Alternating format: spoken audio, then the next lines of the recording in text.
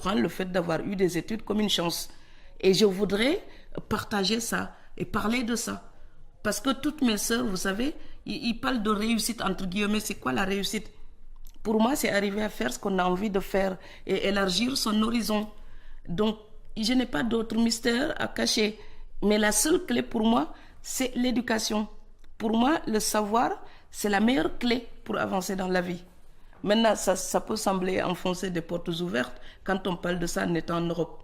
Mais en France, vous savez, l'éducation est obligatoire jusqu'à 16 ans.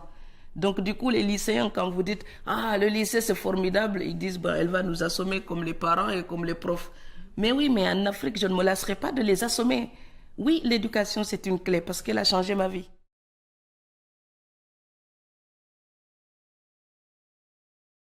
La liberté pour moi, d'abord, c'est avoir le droit de m'exprimer.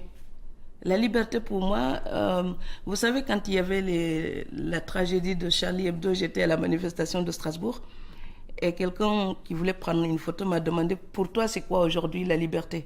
J'ai pris ma carte d'électeur ou d'électrice comme on dit, j'ai pris cette carte et je l'ai épinglée sur un stylo et j'ai montré mon stylo et ma carte d'électrice.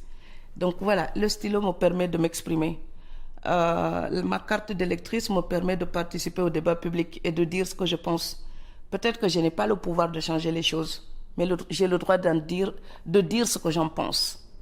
Et donc cette liberté-là, c'est aussi la liberté d'aller vers les autres, d'apprendre des autres, mais de changer ce que j'ai amené de chez moi. La liberté, c'est être avec vous et avoir le simple droit d'exister exactement comme vous. C'est regarder l'autre et lui accorder la même liberté que je me reconnais. Et c'est pour ça que je parle de la nécessité de l'éducation en Afrique, parce qu'on parle beaucoup des droits de l'homme, mais pour défendre ces droits, il faut les connaître. Et quand on les connaît, on peut revendiquer ces droits et respecter les droits des autres. Donc moi, la liberté, c'est quand je sais que ce que je décide de vivre aujourd'hui, c'est pas quelque chose qu'on m'impose, c'est un choix. Donc pour une femme, pouvoir choisir, pour moi, c'est oui, le plaisir de vivre tout simplement en tant qu'être humain sans entrave.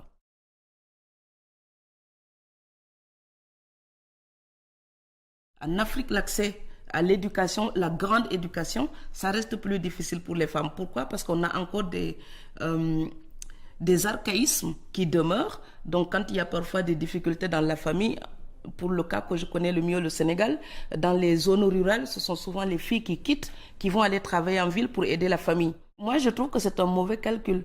Je suis d'accord pour l'éducation des garçons et il faut l'encourager, la soutenir. Mais éduquer les filles, c'est aussi éduquer l'ensemble de la société. Parce que d'une manière générale, ce sont les femmes qui souvent sont à la maison à éduquer les enfants. Donc améliorer l'éducation d'une femme, c'est améliorer l'éducation de ses enfants. Donc c'est moderniser la société. Et je pense que le développement de l'Afrique passera aussi par une formation des femmes. Il faut qu'elles puissent revendiquer leur part de contribution aussi dans l'évolution du continent. Si la société c'est des hommes et des femmes, ça veut dire qu'elle ne peut pas progresser d'une manière déséquilibrée avec des hommes absolument modernisés, intellectuels et formés et des femmes complètement ignorantes. Ce serait une société absolument bancale. Vous savez, nos mamans sont des combattantes. Vous allez dans un village africain, je vous garantis que le nombre d'heures de travail de ces femmes-là, les conditions de travail de ces femmes-là, je vous garantis que quand on sait faire ça, quand on peut passer une journée dans les champs de mil, je l'ai connu quand j'étais jeune, quand on peut être dans une rizière pendant toute une journée, je vous garantis qu'être dans l'amphithéâtre d'une université, c'est juste un privilège absolument relaxant.